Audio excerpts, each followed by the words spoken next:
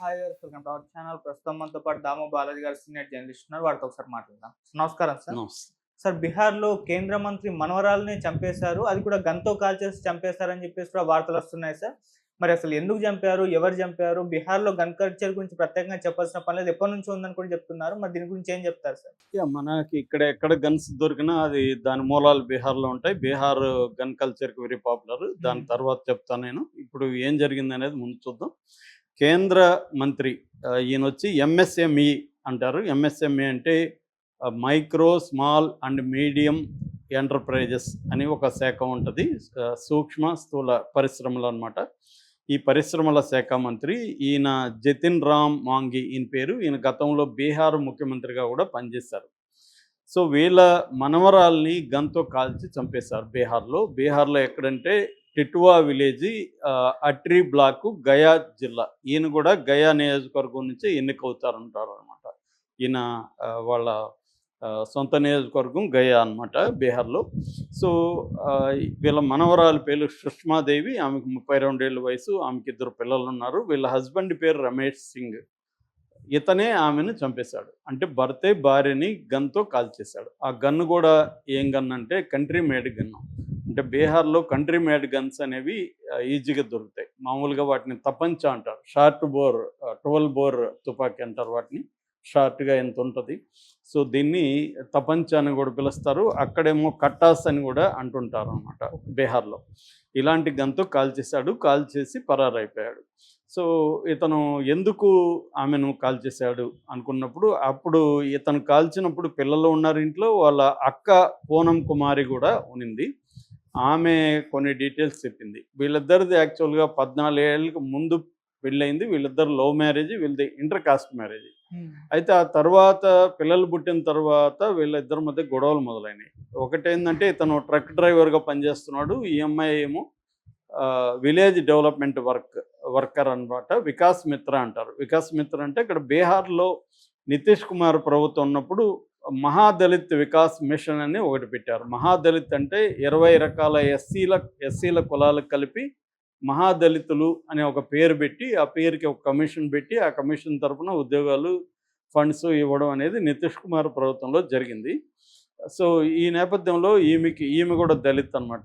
So ఈమెకి ఆ మహాదళితుల కింద ఈమె విలేజ్ డెవలప్మెంట్ వర్కర్‌గా పోస్టు ఇచ్చారు. ఈ క్రమంలో ఏమైందంటే మొన్న ఒక రోజు అతను ట్రక్ డ్రైవర్‌కి బయటికెళ్ళి లేట్‌గా వచ్చినప్పుడు ఈ అమ్మాయితో కూడా ఒక యువకుడిని అతను ఇంట్లో బెడ్‌రూమ్‌లో చూశాడు అనేది ఒక వార్త. సో అంటే ఈ అమ్మాయికి వేరే అఫైర్ ఉంది. అది అతనికి కళ్ళబడింది. అందుకని అమ్మాయిని కాల్చేశాడనేది ఒక వార్త. అది నిర్ధారణ అయితే కాలేదు. పూనం కుమార్ మాత్రం వాళ్ళ అక్క, ఈ అమ్మాయి వాళ్ళ అక్క ఏం చెప్తుందంటే సుష్మాదేవి వాళ్ళ అక్క. ఇతనుకి ఈ అమ్మాయికి భార్యకి మధ్య అంటే రమేష్‌కి, సుష్మాదేవికి మధ్య గొడవలున్నాయి. రకరకాల గొడవలు. ఆ రోజు కూడా అతను రాగానే గొడవేసుకున్నాడు. ఆర్గ్యుమెంట్లు జరిగింది. మా సిస్టర్ కూడా గట్టిగా మాట్లాడింది. ఈ నేపథ్యంలో అతను పట్టరాని ఆవేశంతో గన్ తీసుకొని కాల్చేశాడని ఆమె చెప్తుంది. ఇరుగు పొరుగు వారు ఏం చెప్తున్నారంటే ఈ అమ్మాయికి ఒక అబ్బాయితో అఫైర్ ఉంది. ఆ అబ్బాయిని ఈ అమ్మాయిని ఒకసారి చూసాడు ఇతను. అప్పటినుంచి గొడవలు మొదలైనయి. ఈ అమ్మాయి మానుకోలేదు. అందుకని కాల్చేశాడు అంటున్నారు. ఏదేమైనా ఇతను కాల్చేసి పారిపోయాడు. సో తర్వాత అతన్ని పట్టుకున్నట్టుగా పోలీసులు చెప్తున్నారన్నమాట. ఎస్పీ ఆనంద్ కుమార్ కూడా ఈ గయా జిల్లా ఎస్పీ ఆనంద్ కుమార్ కూడా మీడియాతో మాట్లాడాడు. అతను మేము అరెస్ట్ చేశామని చెప్తున్నాడు. సో ఈ నేపథ్యంలో ఇప్పుడేందంటే అసలు బీహార్‌లో ఒకప్పుడు గన్ కల్చర్ ఉంది. ఇప్పుడు నిజానికి చాలా మారిందని చెప్తారు. కానీ ఇప్పుడు కూడా ఒక తపంచాతో భా భార్యని భర్త కాల్చి చంపేయడం అనేది, అది కూడా కేంద్ర మంత్రి మనవరాలు, బీహార్ బీహార్ మాజీ ముఖ్యమంత్రి మనవరాలు. పైగా ఆయన పొలిటికల్ పార్టీ కూడా ఒకటి ఉంది. ఆయనకి హిందుస్థానీ అవామీ మోర్చా అని పొలిటికల్ పార్టీ ఉంది. ఆయన అక్కడ ఎన్డీఏలో భాగం కూడా బీహార్‌లో. సో ఒక ఇంపార్టెంట్ పొలిటికల్ పార్టీ లీడరు, ఒక మాజీ ముఖ్యమంత్రి, ఒక ప్రస్తుత కేంద్ర మంత్రి మనవరాలకే రక్షణ లేని పరిస్థితిలో బీహార్ ఉందన్న విమర్శలు తీవ్రంగా బయట నుంచి వస్తున్నాయి. మనం బీహార్ గన్ కల్చర్‌ని అర్థం చేసుకోవాలంటే యాక్చువల్‌గా బ్రిటిష్ కాలం నుంచి కూడా బీహార్ గన్ కల్చర్ అనేది ప్రధానంగా ఉంది. అక్కడ ముఖ్యంగా ముంగర్ అనే ఒక ఏరియా ఉంటది. ఆ టౌన్‌లో దాదాపు 2 డజన్ల గన్ లైసెన్స్డ్ ఫ్యాక్టరీస్ ఉన్నాయన్నమాట.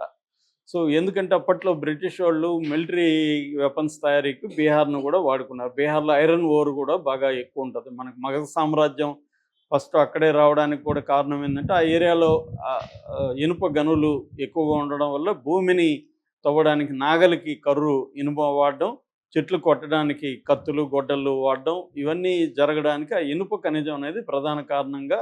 అందుకని మొట్టమొదటి మగధ సామ్రాజ్యం ఇండియాలో అక్కడే రావడానికి అదొక కారణంగా చెప్తారు. సో ఇలాగా గన్ కల్చర్ అనేది అఫ్సెల్గానే బ్రిటిష్ కాలం నుంచి పెరిగింది. సో ఆ తర్వాత ఏమైందంటే బీహార్లో ఫ్యూడలిజం ఎక్కువ, జమీందారీ సిస్టమ్ ఎక్కువ.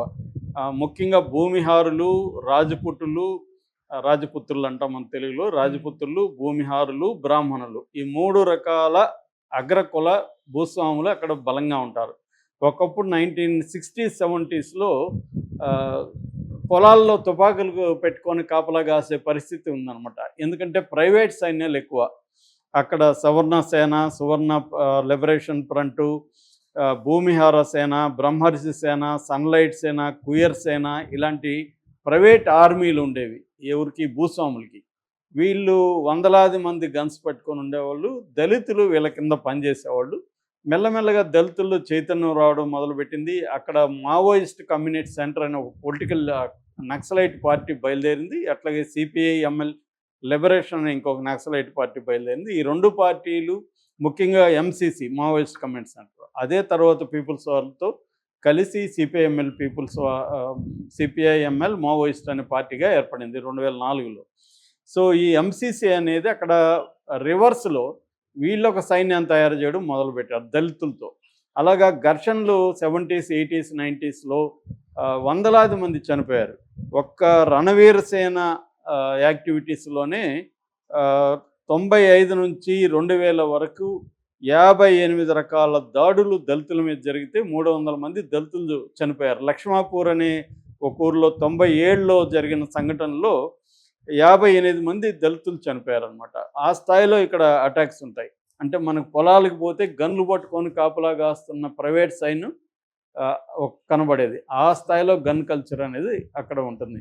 అంటే ఇండియాలో ప్రతి 100 మందికి 5 మందికి గన్స్ ఉంటే 120 ర్యాంక్ అనమాట ప్రపంచంలో. అంటే మనకంటే 120 దేశాలు ఎక్కువ గన్స్ పెట్టుకొని ఉంటాయి. ఆ రకంగా తీసుకున్నప్పుడు ఇండియాలో గన్ కల్చర్ తక్కువ. కానీ బీహార్లో Uttar Pradesh first number 1, gun culture ఎక్కువ ఉండేది నెంబర్ 1 ఉత్తరప్రదేశ్ అయితే, నెంబర్ 2 బీహార్ అనమాట మన దేశంలో. ఒక ఎగ్జాంపుల్ ప్రకారం ఎన్సీఆర్బీ డేటా ప్రకారం 2020లో 41,000 గన్స్ని సీజ్ చేశారు పోలీసులు. అంటే ఏ స్థాయిలో అక్కడ గన్స్ ఉందో చెప్పచ్చు మనం. అక్కడ 3 రకాల గన్స్ ప్రధానంగా ఉంటాయని చెప్తున్నారు. ఒకటేమో కట్టాస్ అని, కట్టాస్ ఏమో తపంచాలు, మ్యాన్ మేడ్ అనమాట. అంటే అక్కడే లోకల్ మేడ్. ఐటీఐ చదువుకున్న కుర్రాళ్ళు కూడా గన్స్ తయారు చేసేయగలరు. రెండవదేమో బరెట్టాస్. బరెట్టాస్ అంటే గాంధీని చంపిన తుపాకీ పేరు కూడా బరెట్టా అనమాట. ఆ గన్ కూడా ఎక్కువ ఉంటుంది. మూడవదేమో స్మిత్ అండ్ వెస్సన్ అని గన్స్. ఈ నేను ఫస్ట్ చెప్పిన కట్టాస్ ఏమో 1500కి 2000కి కూడా దొరికేస్తుంది అనమాట. చాలా చీప్ అది, ఈ తపంచా అనేది.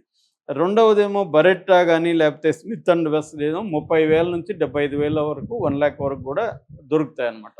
సో కొద్దిగా సొఫిస్టికేటెడ్ కావాలనుకుంటే 30,000 నుంచి 1 lakh వరకు నువ్వు ఖర్చు పెట్టగలిగితే కొంచెం క్వాలిటీ గన్ కూడా అక్కడ దొరికేస్తుంది అనమాట. అంటే కంపెనీ మేడ్ గన్లు కూడా అక్కడ దొరుకుతాయి.